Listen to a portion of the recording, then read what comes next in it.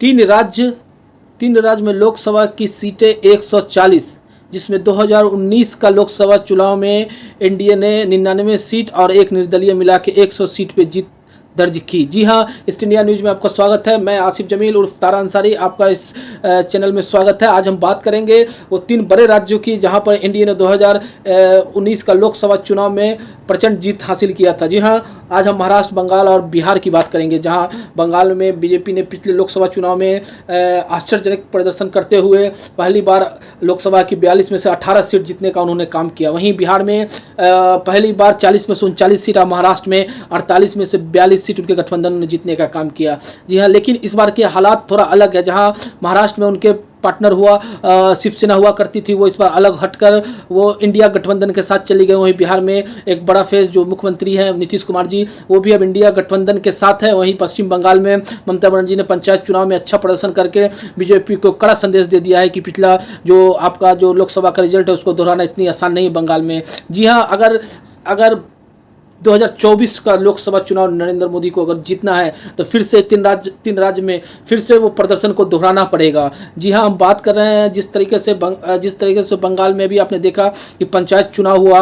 पंचायत चुनाव में ममता बनर्जी की पार्टी ने काफ़ी अच्छा प्रदर्शन किया है। तो कहीं जो पिछला जो रिकॉर्ड है और लोकसभा का जहां 18 सीट बीजेपी ने पश्चिम बंगाल से जीत कर आया था उसको दोहरा पाना बहुत आसान नहीं लगता है, जबकि इस बार उसके गठबंधन में सीपीएम और कांग्रेस भी शामिल है। तो वो प्रदर्शन को फिर से दोहरा पाना बहुत आसान नहीं है पश्चिम बंगाल में बीजेपी संगठन को। वहीं बात करेंगे बिहार में जहाँ पिछली बार नीतीश कुमार और चिराग पासवान और बीजेपी चुनाव मिलकर लड़ी, वहाँ पर उन्होंने 40 में से 39 सीट जीता और एक सीट किशनगंज जो कांग्रेस मुस्लिम बहुल सीट है वहाँ पर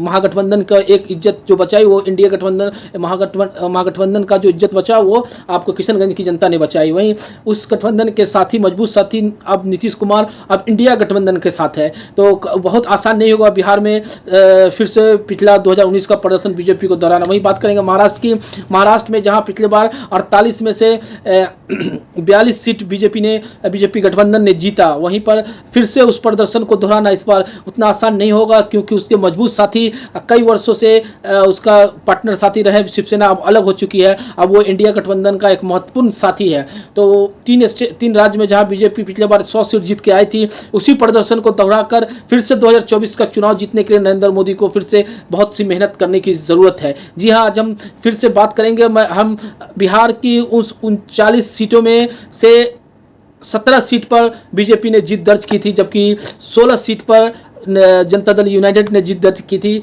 और 6 सीट पर वहां पर उनके गठबंधन के साथी लोक जनशक्ति पार्टी रामविलास ने वहां पर 6 सीट जीत लिया था। जी हाँ, तो लेकिन इस बार उतना गठबंधन पूरे हिंदुस्तान में जिस तरह से तेजी से गठबंधन बन रहा, 2 ध्रुवों में हिंदुस्तान का इलेक्शन बटा जा रहा है। एक तरफ जहां मजबूत नरेंद्र मोदी प्रधानमंत्री का चेहरा इंडिया गठबंधन है, वहीं दूसरी तरफ राहुल गांधी और मल्लिकार्जुन खड़गे के नेतृत्व में पिछले आपने देखा कि 2 विधानसभा चुनाव में काफी अच्छा प्रदर्शन कर्नाटक और हिमाचल में जहां कांग्रेस ने सरकार बनाई है, तो एक तरफ मजबूत गठबंधन इंडिया गठबंधन में 26 पार्टनर के साथ, जिसमें नीतीश कुमार, ममता बनर्जी, शरद पवार और कांग्रेस के और भी बहुत सारे साथी शिबू सोरेन ये सब मिलकर जो इंडिया गठबंधन बना है, एक मजबूत विकल्प हिंदुस्तान के लोगों को दिखाई दे रहा है। वहीं नरेंद्र मोदी ने अपनी भी गठबंधन को मजबूत करने के लिए पिछले 18 तारीख को उन्होंने दिल्ली में एक गठबंधन साथियों को मीटिंग की। उसमें उन्होंने कड़ा संदेश दिया कि 2024 का लोकसभा चुनाव हम फिर से मजबूती से लड़ेंगे और फिर से 2024 में एनडीए की सरकार बनाएंगे।